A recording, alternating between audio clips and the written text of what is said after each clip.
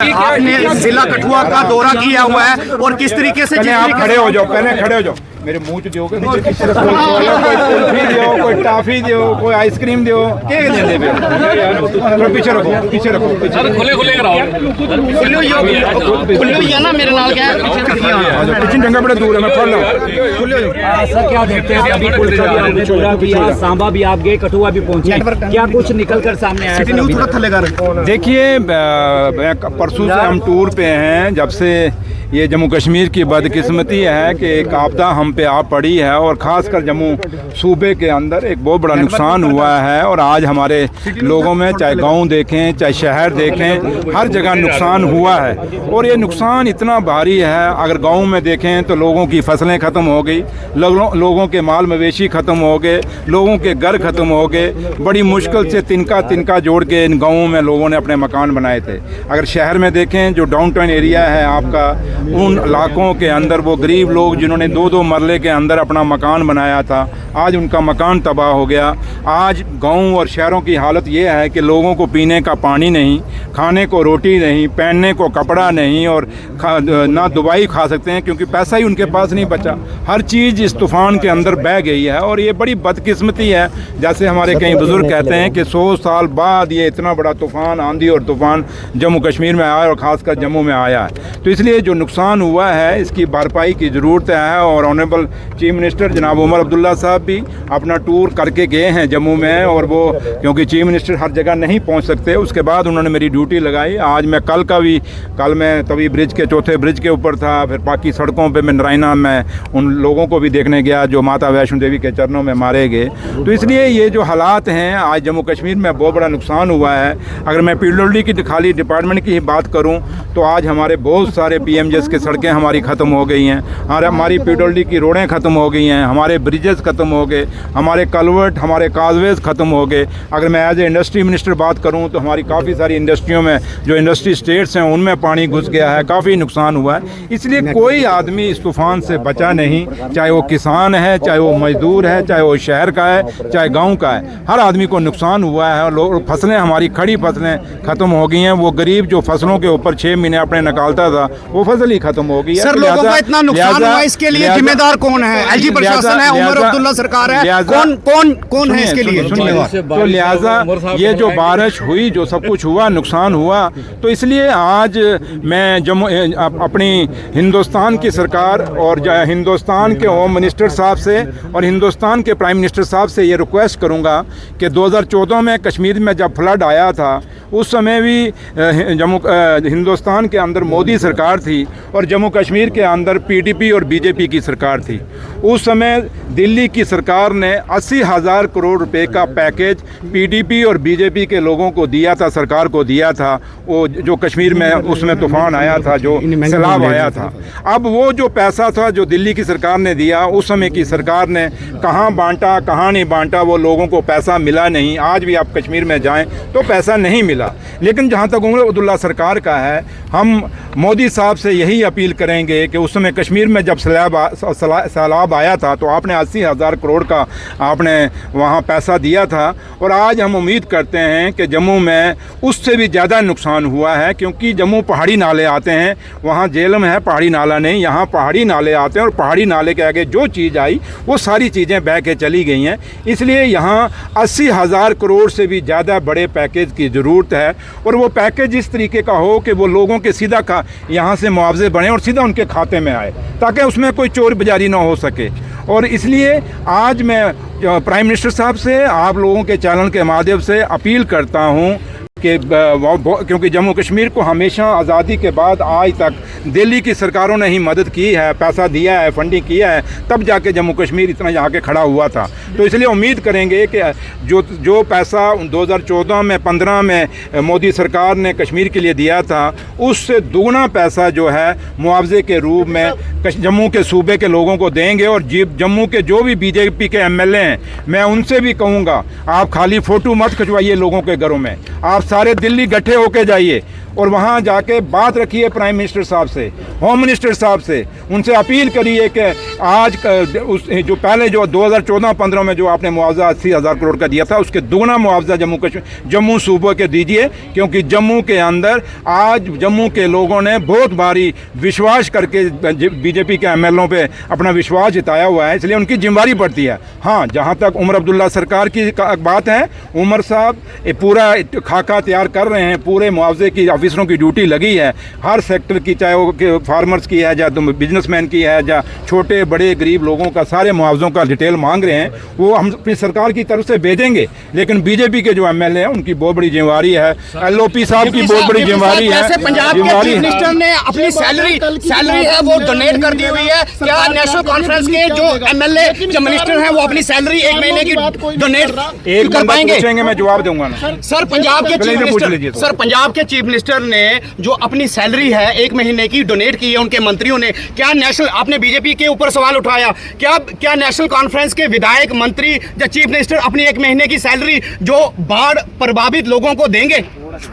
जम्मू में जो कहना नहीं चाहिए, यही बदकिस्मती है जम्मू के पत्रकारिता की। क्या तनख्वाह देने से जम्मू के मुआवजे पूरे हो जाएंगे? मैं कल कहूँगा सबको दे दो, बात ये है क्या एक एमएलए की सैलरी देने से क्या ये जितना बड़ा नुकसान हुआ है, ये एक ब्रिज नहीं बन सकता भैया? सवाल वो खड़ा करिए जिसका कोई मकसद निकले। पहले सुनिए भैया, अगर आप बात वो पूछिए जिस बात का कोई तुक हो। बेतुके सवाल पूछोगे, मेरे पास जवाब ही कुछ नहीं हो, फिर मैं मुकर ही जाऊंगा। बात यहाँ है, यहाँ बात सैलरी किसी काटने की या मुलाजमों की सैलरी या एमएलए की सैलरी या काटने की जरूरत नहीं है। यहाँ एक बहुत बड़े पैकेज की जरूरत है। जहाँ तक आप बात करते हैं सरकार की, उमर अब्दुल्ला सरकार ने, उमर साहब ने परसों आके हर डीसी को 10-10 करोड़ रुपया दे दिया है कि जो इमरजेंसी बेस पे आप लोगों को मदद करिए। जो लोगों के घर में मलबे पड़े हुए हैं, जो लोगों को दवाई के लिए, रोटी के लिए पैसे चाहिए, इलाज के लिए पैसे चाहिए, उनको मदद करिए। उसके लिए 10-10 करोड़ रुपया दे दिया है। और उमर साहब ने जो लोग माता वैष्णो देवी के चरणों में मारे गए, उनको 6-6 हज़ार रुपया, 6 लाख रुपया उन्होंने अपने फंड में से दिया है। 6 लाख किसी की जान की कोई कीमत नहीं है। जो मर गया बेचारा, उसको 6 लाख दे के क्या करोगे? उस परिवार को क्या करोगे? यहाँ करोड़ों रुपए भी कीमत नहीं, अरबों रुपए भी जान की कीमत नहीं। लेकिन फिर भी उमर अब्दुल्ला सरकार का जितना फर्ज बन रहा है हम निभा रहे हैं। अगर डिप्टी चीफ मिनिस्टर यहाँ पे आया है, मैं फोटो खिंचाने नहीं आया मेरे भाई, मैं एक्शन लेने आया हूँ। और मैं आपके सामने डिटेल में नीचे क्यों उतरा हूँ, मैं नीचे जाके देखना चाहता हूँ जमीन में फॉल्ट कहाँ पे हुआ। जैसे जो सवाल आप कर रहे हो कि फॉल्ट कहाँ पे है,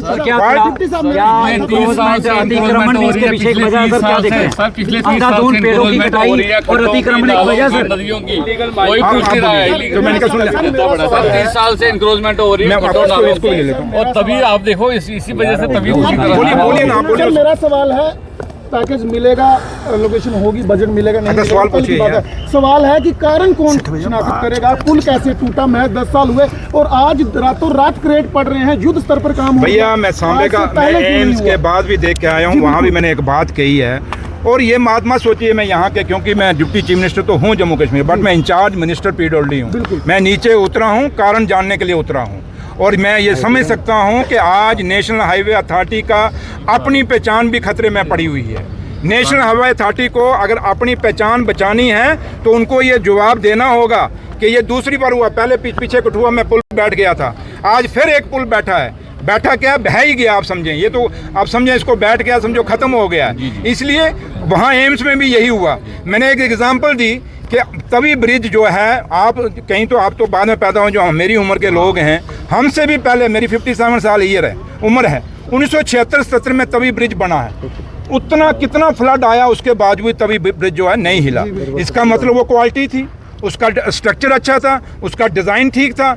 आज कहीं ना कहीं एक कारण नहीं, मुझे लगता है कि नेशनल हाईवे अथॉरिटी को अपने स्ट्रक्चर, जो इंजीनियर हैं, अपने डिज़ाइन जो लोग करते हैं, जो आर्किटेक्ट हैं इनके, उनको भी बुला के उनके चेक करने होंगे। और मुझे लगता है कि इन दरियाओं को देख के, इनके इतिहास को देख के, इनको कितना पानी आता है उसके मुताबिक नक्शे नहीं बनाए गए। ये दिल्ली में बैठ के नक्शे बनाए गए हैं, जिसके कारण आज ये पुल बह रहे हैं। ये 10 सालों के अंदर, 12 सालों के अंदर बह रहे हैं। ये कौन सी क्वालिटी है? और क्वालिटी का भी शक है। और मैंने सांबा में भी कहा, मैंने कहा अब हमें शक पड़ गया नेशनल हाईवे अथॉरिटी के कामों के ऊपर। अब खाली हम ब्रिजेस को चेक नहीं कराएंगे, हम इनके फ्लाईओवर को भी चेक कराएंगे। ये ना हो कि फ्लाईओवर हमारे लोगों के सिरों पे आके गिरें। ये क्वालिटी हम ऐसी क्वालिटी नहीं चलने देंगे। और जम्मू कश्मीर की सरकार ऐसी कोई डेवलपमेंट नहीं चाहेगी जो हमारे लोगों का कत्ल करे या कल हमारे आबू हवा को कत्ल करे। ये क्लाउड बर्स्ट क्यों हो रहे हैं? ये चीज़ें वही हैं जो हम आज लोग, अब जैसे आपने पूछा क्या रीज़न है, एक तो दरियाओं के किनारे जो हम इलीगल इंक्रोचमेंट कर रहे हैं, हमें भी सोचना पड़ेगा और आपको भी लोगों को जागरूक करना पड़ेगा कि हमें इंक्रोच नहीं करना। दूसरा, हमें जंगल बचाने होंगे, पेड़ पौधे बचाने होंगे। हम साथ होकर इलीगल माइनिंग कराते हैं, इस माइनिंग को बचाने के लिए आप लोगों को कदम उठाने होंगे। अगर पुलिस नहीं पकड़ती, आप लोग क्या रास्ता नहीं बंद कर सकते? हम लोग, कुछ लोग खुद क्या करते हैं, अगर मुझे माइनिंग नहीं मिलती हम दूसरे की कंप्लेंट डालते हैं। ये सिस्टम बंद करना होगा ईमानदारी से। जब से मैं आया हूं मैं माइनिंग के पीछे कितना रहा, लेकिन मैं अकेला क्या कर सकता हूं? जब तक पुलिस इसमें साथ नहीं देगी, जब तक यहाँ पे जीसी साथ नहीं देंगे, तब तक अकेला माइनिंग डिपार्टमेंट क्या कर सकता है, ये आप भी समझ सकते हैं। तो आपको सर रोक कौन रहा है? सुनो ना भैया, रुक नहीं यार, काले क्यों पड़ गया, रोक क्या पड़ रहा है? तो इसलिए आज जम्मू कश्मीर में दो सरकारें चल रही हैं, एक है एलजी सरकार, एक है उमर अब्दुल्ला सरकार। उमर अब्दुल्ला सरकार को लोगों ने चुन के भेजा है। उमर अब्दुल्ला सरकार अपना फर्ज निभा रही है और डिप्टी चीफ मिनिस्टर आपके बीच में खड़ा और आपके सवालों का जवाब दे रहा है। एलजी साहब को किसने रोका इस पुल पे आने के लिए? एलजी साहब को किसने रोका पिछले पुल पे जाने के लिए? एलजी साहब को किसने रोका? पूरा जम्मू खत्म हो गया, पूरा जम्मू बह गया, पूरा जम्मू के मकानों के मकान खत्म हो गए। आज जम्मू ट्रैफिक नहीं है, लोग घरों से नहीं निकल रहे, परेशान है। तो एलजी साहब क्यों नहीं जाते? और एलजी साहब, जब ये पूरा हादसा हो रहा था, एलजी साहब पता नहीं यूपी में बैठे थे कि बिहार में बैठे थे। एलजी साहब को जवाब देना होगा। जब 22 शरण हुआ, पहलगाम हुआ, उसमें 82 दिन के बाद उन्होंने माफी मांगी। उसके बाद तब भी हमने सबक नहीं लिया। फिर माता मचेल का यात्रा जो हुई पाडर में, वहां लोग मारे गए। जब हाई अलर्ट था, वो यात्रा रोकी क्यों नहीं गई भैया? यात्रा रोकनी चाहिए थी, नहीं रोकी गई, वो लोगों को मारा गया। कल आपके सामने, कल आपके सामने माता वैष्णो देवी पे लोग मारे गए। 35 लोग हमारे जो मेहमान थे, यात्री आए, वो तो मारे गए। कैसे मारे गए? चलो मचेल माता का तो श्राइन बोर्ड नहीं था, यहाँ तो श्राइन बोर्ड था। आप लोगों में से भी सबको पता, जो मैं भी बचपन में जब जाता था माता पे, जब दरबार में लोग ज्यादा होते थे, अदकौरी में ज्यादा होते थे, कटरा में यात्रा रोकी जाती थी। यात्रा क्यों नहीं रोकी गई? यात्रा की मूवमेंट क्यों नहीं बंद की गई? अगर लोग वापस ही आ रहे थे, उनको वहां दरबार में क्यों नहीं रोका गया? ये सवाल खड़े किस पे होते हैं? श्राइन बोर्ड का चेयरमैन कौन है? एलजी साहब, मनोज सिन्हा साहब। ये जम्मू कश्मीर की सरकार के अंडर तो नहीं है ना श्राइन बोर्ड? अगर श्राइन बोर्ड एलजी साहब आपके अंडर है, आपने क्यों नहीं रोकी? अगर आप यूपी बिहार में बैठे थे तो आपने आके कम से कम अपने चीफ एग्जीक्यूटिव को फोन कर देना था, जो माता श्राइन बोर्ड का है, उससे रुकवाएं, क्यों नहीं रोकेगी? एक बहुत बड़ा सवाल है। इसके अंदर ऑनरेबल प्राइम मिनिस्टर साहब और होम मिनिस्टर साहब को इंटरफेयर करना पड़ेगा। ये थोड़ा कि 22 शरण हो जाएगा, एलजी साहब माफी मांग लेंगे, आपका माता मचेल की यात्रा होगी तो माफी मांग लेंगे, यहाँ पे वैष्णो देवी हो जाएगी तो अफसोस करके माफी मांग लें। एलजी साहब कितनी माफियां मांगोगे? जम्मू कश्मीर को एक ही सरकार चाहिए, यहाँ दो सरकारें नहीं चाहिए। यहाँ वही सरकार चाहिए जो लोगों ने चुन के भेजी है, और वो उमर अब्दुल्ला सरकार है। और तब हमारी अकाउंटेबिलिटी फिक्स होती है। इसलिए मैं आप लोगों से अपील करूंगा कि हमें वो सवाल पूछने चाहिए जिससे लोगों का बेहतरी हो। हमें टीका टाकी नहीं, मैं जो एक राहत कब तक मिलेगी? मैं वही कह रहा हूँ, मैं टीका टाकी करेंगे तो मैं भी कर सकता हूँ, लेकिन मैं हर वो बात कह रहा हूँ जिससे मेरे लोगों को फायदा होगा। और बायता तब ही होगा कि जब अब जहां तक फिलहाल हमारा सरकार का पहला काम था रेस्क्यू करना, रेस्क्यू हमने किया। और मैं इसके लिए आप मीडिया के लोगों को बड़ा धन्यवाद करता हूं। लोग कहते हैं एडमिनिस्ट्रेशन ने निकाले, नहीं, ये मीडिया के लोगों ने लोगों को चिन्हित किया, फिर उसके बाद एडमिनिस्ट्रेशन पहुंची है, और उसके बाद जाके इन्होंने अपने फोटो खिंचवाए हैं। मैं नहीं कहता सारे अफसर ऐसे हैं, कुछ अच्छे अफसर भी हैं जिनकी हम तारीफ करते हैं, जिन्होंने इसमें काम किया है। इसलिए आपका भी बहुत बड़ा रोल है इस रेस्क्यू ऑपरेशन में। पहले था हमारा रेस्क्यू करना था, रेस्क्यू किया, अब रिहेबिलिटेशन की बात है। उसके लिए मैंने कहा 10 करोड़ रुपया सीएम साहब ने दिया सारे डीसीज को, वो करेंगे। अब रही मुआवजे और पैकेज की बात, क्योंकि आपको पता है जम्मू कश्मीर यूटी है, ये स्टेट नहीं है। यूटी के रिसोर्सेज अपने हैं, स्टेट के अपने हैं, तभी तो हम बार बार स्टेट मांगते हैं। तो इसलिए अब दिल्ली की सरकार, ऑनरेबल प्राइम मिनिस्टर साहब और होम मिनिस्टर साहब की बहुत बड़ी जिम्मेदारी है, इसको नेशनल डिजास्टर का दर्जा देना चाहिए, और एक बहुत बड़ा पैकेज जो है वो जम्मू को देना चाहिए, जिससे जम्मू दोबारा अपने पैरों पर खड़ा हो सके और इन लोगों का भला हो सके। वो गरीब जो दिहाड़ी लगा के अपने मकान बनाए और अपनी रोजी रोटी चला रहा था। Thank you. राहत मिलेगी। 2 फुल जिला में